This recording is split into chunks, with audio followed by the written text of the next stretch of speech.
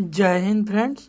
इस क्लास में हम NCERT सार संग्रह के बायोलॉजी विषय का तंत्रिका तंत्र अर्थात नर्वस सिस्टम चैप्टर को पढ़ेंगे।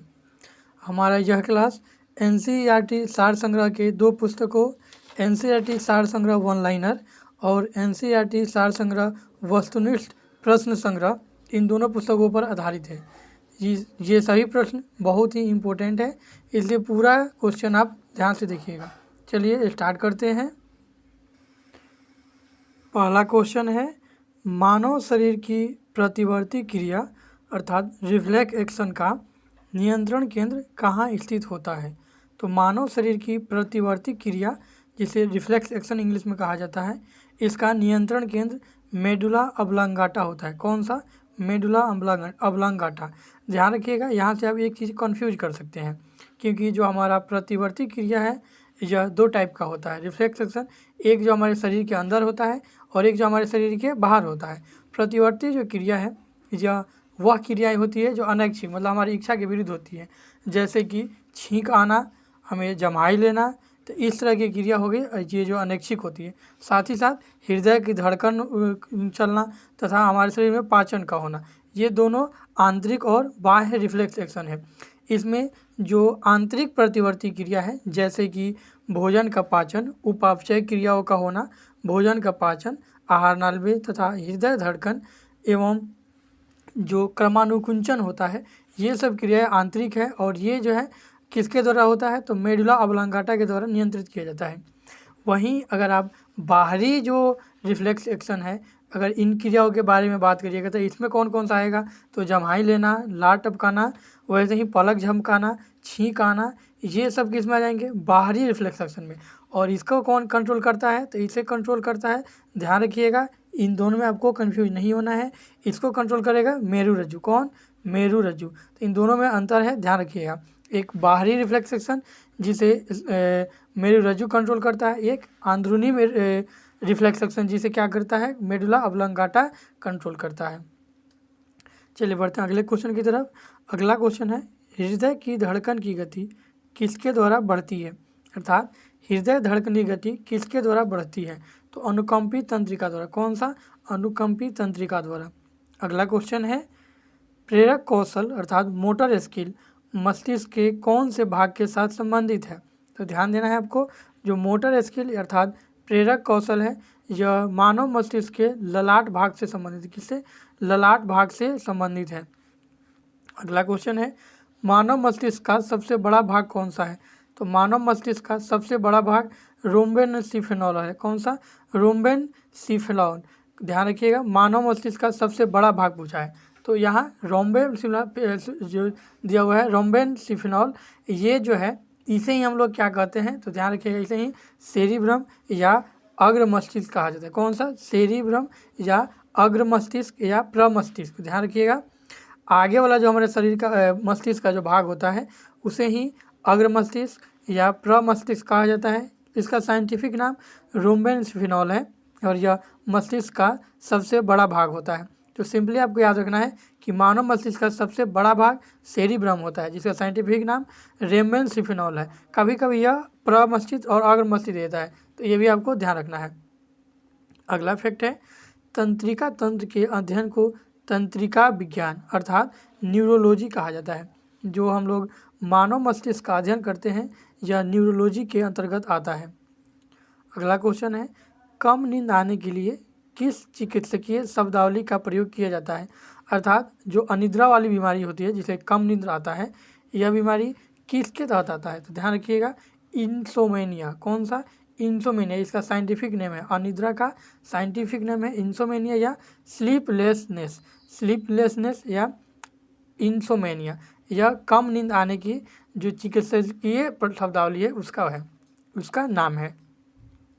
अगला है, मस्तिष्क का कौन सा भाग गुरुत्वाकर्षण के विरुद्ध शरीर का समर्थन करता है, तो ये है अंतरालिक केंद्रक। क्वेश्चन ध्यान से समझिएगा, जो ग्रेविटेशन है अर्थ का, वो अर्थ के हम लोग जो ऊपर रहते हैं तो यहाँ से हम लोग के नीचे की तरफ लगता है, अर्थात ग्रेविटेशन हमें नीचे की ओर खींचता है। इसके विरुद्ध हम लोग ऊपर की ओर जब बढ़ते हैं तो यह किसके कारण होता है, तो अंतरालिक केंद्रक के द्वारा। किसके द्वारा? अंतरालिक केंद्रक, जिसे इंटरस्टेशियल न्यूक्लियस कहा जाता है। और यह क्या करता है, तो गुरुत्वाकर्षण के विरुद्ध हमारी ऊपर की गति को बढ़ाता है या समर्थन करता है। अगला क्वेश्चन है, औसतन एक सामान्य मानव मस्तिष्क का भार कितना होता है? तो औसतन एक सामान्य मानव मस्तिष्क का भार 1.36 किलोग्राम अर्थात 1360 ग्राम होता है। कितना? 1360 ग्राम। कहीं कहीं यह 1400 ग्राम भी देगा, तो आपको ध्यान रखना है। एग्जाम में 1400 भी अगर दे देता है, अगर 1360 नहीं देता है तो उसे भी आपको लगा के आना होगा। तो यह 1360 ग्राम से 1400 ग्राम होता है। तो मानव मस्तिष्क का भार जो है वो 1360 ग्राम या 1400 ग्राम होता है। ठीक है, बढ़ते हैं अगले फैक्ट की तरफ। शरीर में प्रतिवर्ती क्रियाओं का नियंत्रण एवं समन्वय कौन करता है? तो शरीर में प्रतिवर्ती क्रियाओं अर्थात रिफ्लेक्स एक्शन, जो हमारा पहला ही क्वेश्चन था, उसका नियंत्रण कौन करता है? तो मेरुरज्जु करता है। तो आपको ये दोनों ध्यान रखना है, एक मेरुरज्जु था और दूसरा कौन सा था? Medulla oblongata. ठीक है, इन दोनों में अंतर क्या है? तो जो शरीर में प्रतिवर्ती क्रिया है बाहरी के तौर पे जो आएगा, अगर पूछता है जैसे कि छींक आना, जम्हाई आना, उसके बाद पलक झपकाना, उसके बाद लार टपकाना, ये सब किस में आएगा? तो रिफ्लेक्स सेक्शन में, जिसका कंट्रोल कौन करता है? तो मेरुरज्जु या स्पाइनल कॉर्ड करता है। ठीक है, जबकि अंतर में जो होता है जैसे कि पाचन क्रिया, उसके बाद हृदय धड़कन का चेंज होना, उसके बाद जो है हमारे इंटेस्टाइन जो पाचन तंत्र है उनका सिकुड़ना और फैलना, जिसे क्रमानुकुंचन कहा जाता है, ये सब किसके द्वारा होगा? तो मेडुला ऑब्लांगाटा के द्वारा। ठीक है, इन दोनों का आपका काम ध्यान में रखना होगा। उसके बाद अगला फैक्ट है, सेरिब्रल पाल्सी का मस्तिष्क से संबंधी विकार है। जो सेरिब्रल पाल्सी है यह मस्तिष्क का एक विकार है, रोग है, जो सामान्यतः छोटे बच्चों में पाया जाता है। क्वेश्चन पूछता है कि छोटे बच्चों में पाया जाने वाला मस्तिष्क संबंधी एक बीमारी कौन है, निम्न में से कौन है? तो उसको सेरिब्रल पाल्सी आपको ध्यान में रखना है। उसके बाद अगला फैक्ट है, तंत्रिका तंत्र का विकास सर्वप्रथम किस जीव में माना जाता है? तो तंत्रिका तंत्र का विकास सर्वप्रथम हाइड्रा में माना जाता है। किसमें? हाइड्रा में माना जाता है। अगला क्वेश्चन है, मनुष्य में कपालीय तंत्रिकाओं की संख्या कितनी होती है? तो मनुष्य में कपालीय तंत्रिकाओं अर्थात कार्नियल नर्व की संख्या 12 जोड़ी होती है। कितनी? 12 जोड़ी होती है। अगला क्वेश्चन है, मनुष्य में मेरु तंत्रिकाओं अर्थात स्पाइनल नर्व की संख्या कितनी जोड़ी होती है? तो मनुष्य में मेरु तंत्रिकाओं अर्थात स्पाइनल नर्व की संख्या 31 जोड़ी होती है। कितनी? 31 जोड़ी होती है। ये आपको थोड़ा सा ध्यान देना होगा। मनुष्य में जो कपाली अर्थात जो हमारे सर होता है, इसमें कार्नियल नर्व्स पूछ रहा है, ध्यान रखिएगा, हड्डी नहीं पूछ रहा है, नर्व्स पूछ रहा है। तो इसकी कितनी संख्या होती है? 12 जोड़ी। वैसे ही मनुष्य मेरी अर्थात स्पाइनल कॉर्ड में स्पाइनल नर्व्स की संख्या कितनी होती है? तो 31 जोड़ी। जबकि मयूरज्जु में हड्डियों की जो संख्या होती है वो 26 होता है। ध्यान रखिएगा, 26 होता है हड्डियों की संख्या, जबकि तंत्रिका की संख्या 31 जोड़ी होती है। तो ये आपको ध्यान रखना होगा, इसमें आपको घबराना नहीं है। स्पाइनल कॉर्ड से 31 जोड़ी तंत्रिकाएं निकली होती है, जो कि टोटल 62 नंबर में हो जाती है। ठीक है, जबकि मस्तिष्क से 12 जोड़ी तंत्रिकाएं निकली होती है। इन दोनों को आपको याद रखना है, यह बहुत ही इंपॉर्टेंट क्वेश्चन है। अगला क्वेश्चन है, मानव शरीर में भूख तथा तृप्ति मस्तिष्क के किस भाग द्वारा नियंत्रित होता है? तो ध्यान रखिएगा, मानव शरीर में भूख तथा तृप्ति मस्तिष्क के हाइपोथैलेमस के द्वारा कंट्रोल होता है। किसके द्वारा? हाइपोथैलेमस। ध्यान रखिएगा सॉरी, जो हमारा शरीर है इसमें 2 तरह की थैलेमस ग्रंथि होता है। एक होता है सिर्फ थैलेमस ग्रंथि। कौन सा? सिर्फ थैलेमस। तो ये क्या करता है? तो ये बाहरी वातावरण के हमारे अनुभव को बताता है, जैसे कि बाहर हमको ठंडा लग रहा है, गर्मी लग रहा है, या बाहर कहीं आग से जैसे कि हाथ वगैरह जल रहा है। तो इस तरह की जो क्रियाएं हैं ये कौन बताता है? तो थैलेमस बताता है। जैसे कि ठंडी, गर्मी, बरसात, शरीर से कहीं अगर बाहर हमको कोई चुट्टी काट रहा है तो ये सब कौन बताएगा? थैलेमस बताएगा। वहीं जैसे कि प्रेम, घृणा, भूख, तृप्ति, ये सब कौन बताएगा? तो हाइपोथैलेमस बताएगा। कौन? हाइपोथैलेमस बताएगा। तो ये ध्यान रखिएगा। अगला क्वेश्चन है, डिसलेक्सिया नामक बीमारी मानव शरीर के किस अंग से संबंधित है? तो डिसलेक्सिया नामक बीमारी मानव मस्तिष्क से संबंधित है। किससे? मानव मस्तिष्क से संबंधित है। अगला क्वेश्चन है, शरीर के अन्य सभी अंगों की तुलना में किस अंग को ऑक्सीजन की आवश्यकता सर्वाधिक होती है? तो ध्यान रखिएगा, ये नॉर्मली आप मान सकते हैं मस्तिष्क या हमारे जो हेड है या जो ब्रेन है इसको आप मान सकते हैं, क्योंकि सबसे ज़्यादा अगर कोई वर्क करता है तो हमारा मस्तिष्क ही करता है, इसलिए सबसे ज़्यादा एनर्जी हमारे मस्तिष्क को ही चाहिए। अगला क्वेश्चन है, तंत्रिका ऊतक का प्रमुख कार्य क्या है? तो तंत्रिका ऊतक का जो प्रमुख कार्य है वो होता है उत्तेजनाओं को प्राप्त करना तथा मेरुरज्जु व मस्तिष्क के आवेग अर्थात इम्पल्स को भेजना। अर्थात का मतलब ये हुआ कि जो हमारा तंत्रिका ऊतक है ये शरीर के अलग अलग भागों से, जैसे मान लीजिए कि हाथ में कोई आपको चोटी काट लेता है तो ये तुरंत किसको भेजेगा? मस्तिष्क को, और मस्तिष्क फिर वहाँ से अपना रिएक्शन भेजेगा, किसको? इम्पल्स या आवेग भेजेगा कि आपको यहाँ से हाथ हटा लेना है। जैसे कि कोई मान लीजिए आपका अचानक किसी जलते हुए चीज़ पर हाथ पड़ गया तो तुरंत वो क्या करता है, हाथ तरफ से आपके हाथ के पास से जो इन्फॉर्मेशन है वो मस्तिष्क को जाता है और मस्तिष्क फिर अपने इम्पल्स या आवेग को भेज देता है किसके लिए कि आपको क्या इसका रिएक्शन क्या करना है। ठीक है, चलिए बढ़ते हैं अगले फैक्ट की तरफ। अगला जो फैक्ट है हमारा वो भी इम्पोर्टेंट है, आपको ये भी ध्यान रखना है। भोजन ग्रहण के पश्चात आहार नाल की तरंग गति और इसकी दीवार की ग्रंथियों के श्रवण का उत्तेजना किस तंत्र द्वारा होता है? तो ध्यान रखना है कि भोजन ग्रहण के पश्चात आहार नाल की तरंग गति और इसकी दीवार ग्रंथियों के श्रवण की उत्तेजना प्रानुक्रंपी तंत्र द्वारा कंट्रोल होता है। ठीक है, अगला क्वेश्चन है, कौन से तंत्र हमारे शरीर में समन्वय का कार्य करते हैं? तो ध्यान रखिएगा, समन्वय के जो काम है वो तंत्रिका एवं अंतःस्रावी तंत्र करते हैं। इंडोक्राइन सिस्टम और तंत्रिका ये हमारे शरीर में समन्वय का काम करते हैं। अगला क्वेश्चन है, जो मनुष्य यह नहीं समझ पाता कि कब उसे भोजन करना रोक देना चाहिए वह किस रोग से पीड़ित है? तो ध्यान दीजिएगा, जो मनुष्य यह नहीं समझ पाता है कि कब उसे भोजन करना रोक देना चाहिए वह बुलिमिया रोग से ग्रसित है। कौन सा रोग? बुलिमिया रोग से।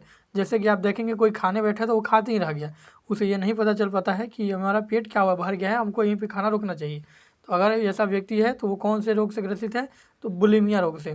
बीपीएससी इस टाइप का क्वेश्चन पूछता है, ध्यान रखिएगा।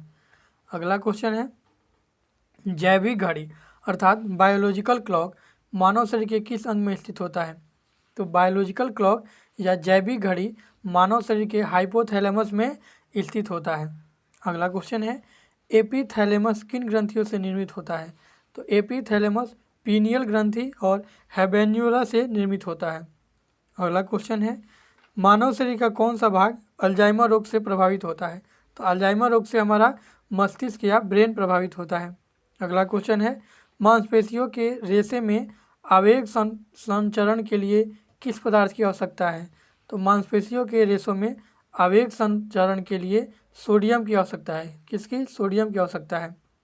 अगला क्वेश्चन है, मनुष्य का मस्तिष्क कितने भागों में विभाजित होता है? तो मनुष्य का मस्तिष्क जो है वो 3 भागों में विभाजित होता है।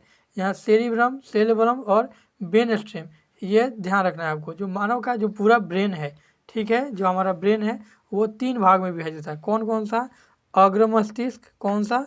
अग्र मस्तिष्क, उसके बाद है बीच वाला भाग मध्य मस्तिष्क और उसके बाद होता है पश्च मस्तिष्क। कौन सा? पश्च। तो ये 3 भागों में मानव मस्तिष्क क्या होता है? डिवाइड होता है। और यही 3 भाग से क्या मिलता है?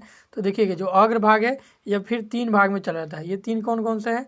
तो सेरेब्रम, कौन कौन सा? सेरिब्रम जो शरीर का मस्तिष्क का सबसे बड़ा भाग होता है। उसके बाद थैलेमस, थैलेमस क्या बताता है? तो ध्यान दीजिएगा, जब बाहरी ठंडी, गर्मी और दर्द को अर्थात बाहरी वातावरण को बताता है। उसके बाद है तीसरा हाइपोथैलेमस, हाइपोथैलेमस क्या करता है? तो ध्यान दीजिएगा, हाइपोथैलेमस अंदरूनी भूख, प्यार, घृणा ये सबको कंट्रोल करता है, बताता है। तो ये हो गया अग्र मस्तिष्क का। उसके बाद है हमारा मध्य मस्तिष्क, ये इसमें 2 होता है। कौन कौन से? तो ध्यान रखिएगा, पहले हम यहाँ से कुछ को डिलीट करते हैं और फिर लाते हैं मध्य मस्तिष्क। तो हो गया मध्य मस्तिष्क और लास्ट में हमारा पश्चिम मस्तिष्क। तो मध्य में क्या क्या है? तो मध्य के 2 पार्ट हैं। पहला पार्ट मध्य का कौन सा है? तो कार्पोरा। कौन सा है? कार्पोरा। यह देखने तथा सुनने की क्रिया को नियंत्रित करता है। कौन? कार्पोरा। यह देखने और सुनने की क्रिया को नियंत्रित करता है, जिसको क्या कहा जाता है? कार्पोरा। ठीक है, तो एक पार्ट ये हो गया। और दूसरा इसका जो पार्ट है वो कौन सा है? तो ध्यान दीजिएगा, वो है सेरिब्रल पेंडिकल। आपको पेंडिकल याद रखना है। ये क्या करता है? तो ब्रेन को स्पाइनल कॉर्ड से जोड़ता है। जो सेरिबेलम या सेरिबुल पेंडिकल जो है यह ब्रेन को स्पाइनल कॉर्ड से जोड़ने का काम करता है, पेंडिकल। ठीक है, तो ये मध्य मस्तिष्क का भाग हो गया। उसके बाद आता है पश्च मस्तिष्क। पश्च जो मस्तिष्क है इसके कितने टाइप होते हैं? तो इसके भी 2 टाइप होते हैं। कौन कौन सा? एक होता है सेरिबेलम। कौन सा? सेरिबेलम, ठीक है। जो सेरिबेलम है ये क्या करता है? तो ब्रेन का दूसरा सबसे बड़ा भाग होता है, जो संतुलन बनाने तथा ऐच्छिक मांसपेशियों पर नियंत्रण रखता है। ध्यान रखिएगा, अनैच्छिक पे 2 टाइप के थे वो हमने बता दिया है, और ऐच्छिक पे कौन कौन से हैं? तो ध्यान रखिएगा, ऐच्छिक में कौन आ गया? तो सेरिबेलम। कौन सा? सेरिबेलम। ये पश्चिम मस्तिष्क का भाग होता है। और इसका दूसरा भाग है मेडुला ऑब्लांगाटा। कौन सा? Medulla oblongata. ये क्या करता है? तो ध्यान रखिएगा, यह भी मस्तिष्क का भाग होता है, या मस्तिष्क का सबसे पिछला भाग है, जो क्या करता है? अंदरूनी जो रिफ्लेक्स एक्शन है, जैसे कि उपापचय, हृदय धड़कन, आहार नाल, पाचन में क्रमानुकंचन को नियंत्रित करता है। तो ध्यान रखना है, इसके बारे में हमने तीसरा बार आपको बता रहे हैं। किसके बारे में? तो मेडुला ऑब्लांगाटा। तो ये मस्तिष्क का पूरा भाग हो गया, ठीक है। चलिए बढ़ते हैं अगले क्वेश्चन की तरफ। अगला क्वेश्चन है, 1 मिनट, न्यूरॉन का बाहर निकला हुआ लंबा भाग क्या कहलाता है? तो न्यूरॉन का बाहर निकला हुआ भाग तंत्रिकाक्ष या एक्सॉन कहलाता है। तंत्रिकाक्ष या एक्सॉन कहलाता है। अगला क्वेश्चन है, तंत्रिका कोशिकाओं के तंत्रिकाक्ष के चारों ओर किस पदार्थ का आवरण पाया जाता है? तो मेलिन का। किसका? मेलानिन का या मेलिन का क्या पाया जाता है? आवरण पाया जाता है। तो तंत्रिका कोशिका जो होते हैं इनके चारों ओर मेलिन का आवरण पाया जाता है। अगला क्वेश्चन है, सुई चुभाने पर किस अंग में पीड़ा का अनुभव नहीं होता है?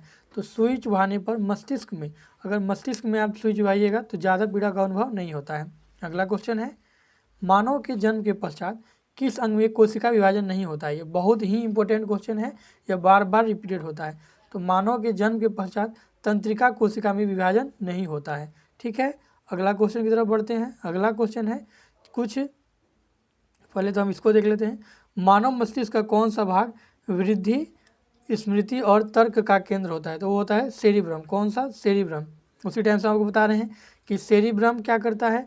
तो यह हमारे मानव मस्तिष्क का स्मृति मतलब याददाश्त को और स्मृति को और तर्क करने की क्षमता को बढ़ाता है। यह सेरिब्रम होता है और यही मस्तिष्क का सबसे बड़ा भाग होता है।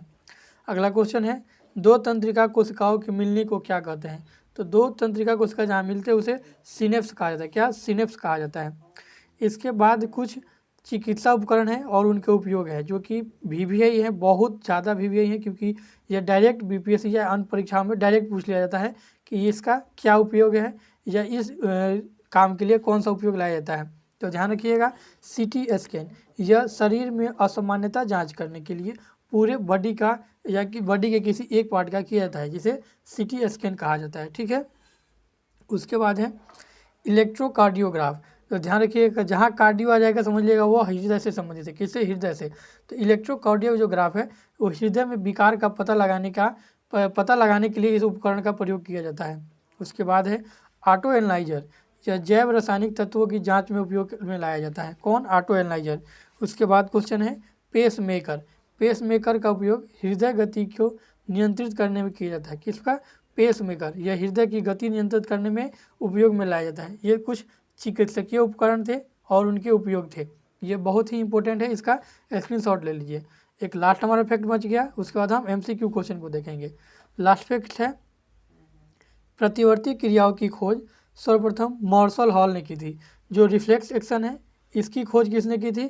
तो मार्शल हॉल ने की थी, ठीक है। अब इसके बाद हम चलते हैं MCQ टाइप क्वेश्चन पे। यह भी हमारे NCERT का ही पार्ट है। आपको पता है कि NCERT का जो सार संग्रह ये 2 भाग में आता है, एक वन लाइनर आता है और एक MCQ, जैसे कि एग्जाम में क्वेश्चन पूछे जाते हैं उस टाइप का आता है। तो हमने दोनों को चैप्टर वाइज यहाँ कंपाइल करके यहाँ रखा हुआ है, तो पूरा आप ध्यान से देखिएगा। चलिए अब MCQ हम देख लेते हैं। निम्न में से कौन सा तंत्रिका तंत्र का कार्य है? तो ध्यान दीजिएगा, तंत्रिका तंत्र और हमारे मस्तिष्क का निम्न में से कौन सा कार्य है?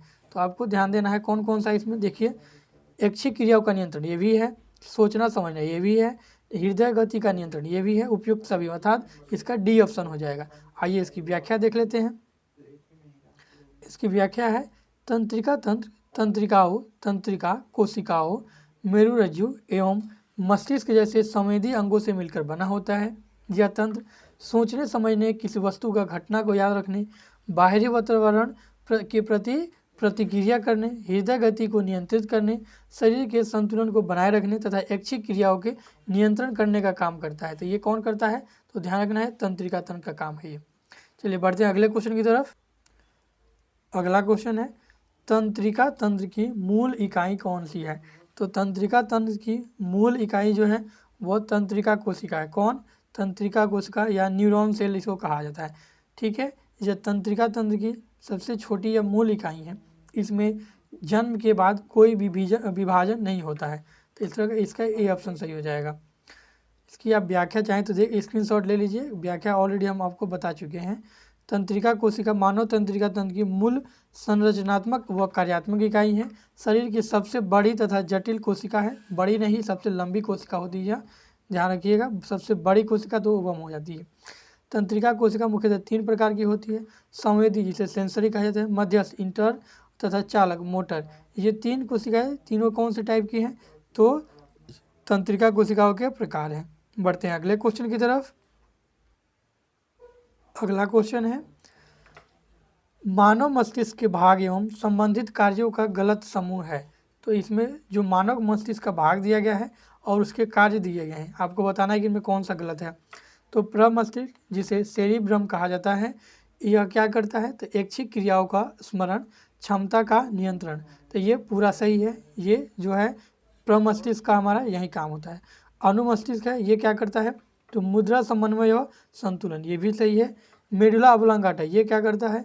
तो श्वसन, पाचन, निगरण, हृदय गति का नियंत्रण। तो ये भी हमने आपको बताया था कि मेडुला ऑब्लांगाटा होता है वह श्वसन क्रिया, पाचन क्रिया तथा हृदय गति को नियंत्रित करता है। तो ये भी सही है।